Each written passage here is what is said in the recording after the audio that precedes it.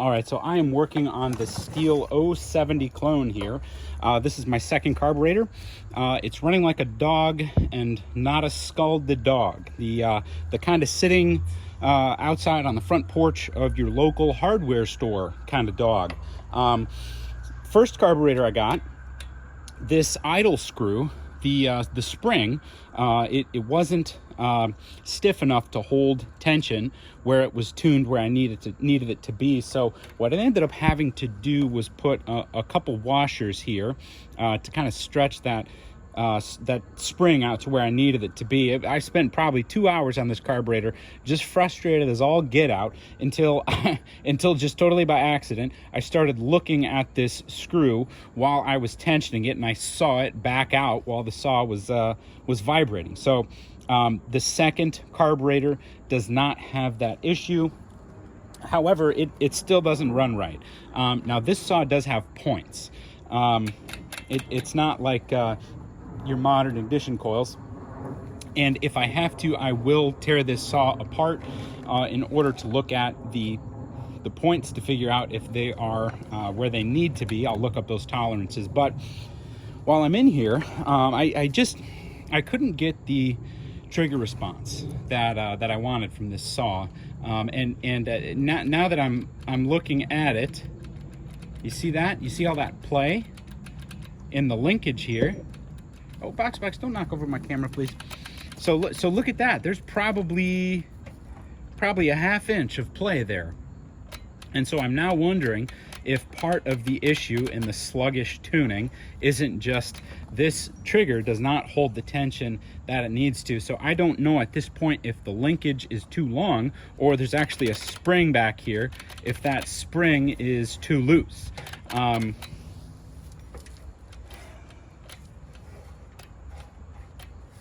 Yeah, that spring does look a little bit, does look just a little bit weak. There's actually no tension on this back screw. This looks like it is just pinned in there, but I sure don't want to have to take apart. That looks finicky as all get out. So I'd sure like to avoid taking that apart if I can. This linkage is really stiff, so I tried to bend it with the pliers, and it just has it is a very, I mean, it's a solid it's a solid linkage here. So it wasn't something I could just twist with my Leatherman. So I need to figure out how to take all that play out. One thing I'm really happy about is this spark plug boot. This spark plug boot is way better than what came on my G660. In fact, the first thing that I did with that G660 was check the spark plug to see what kind they put in it, and the coil just popped right out of there, and I had to kind of, you know, finagle it back into the boot, and then it never stayed right where it should be. This is a great boot. I really like this boot. It's silicone, good quality silicone. Golly, so I did knock a couple baffles out of the muffler there, just to liven up the saw a little bit. Man, I tell you what, this is it's a great looking saw. I wish I could get it to run as good as it looks. One thing that I am wondering, you know, they said to run at 25-1, but look at, and I'll show you where it says that, 25-1. And actually, in the instruction manual, which I did read, it says to run it actually with more oil than 25-1. I think it said 20-1.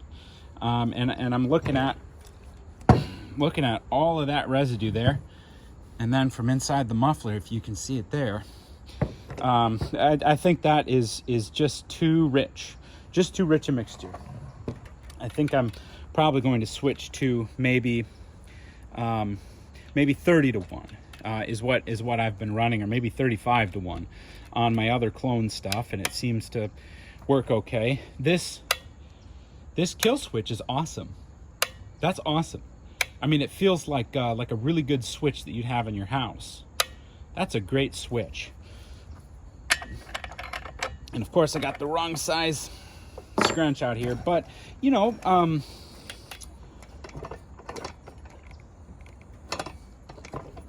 by and large, I'm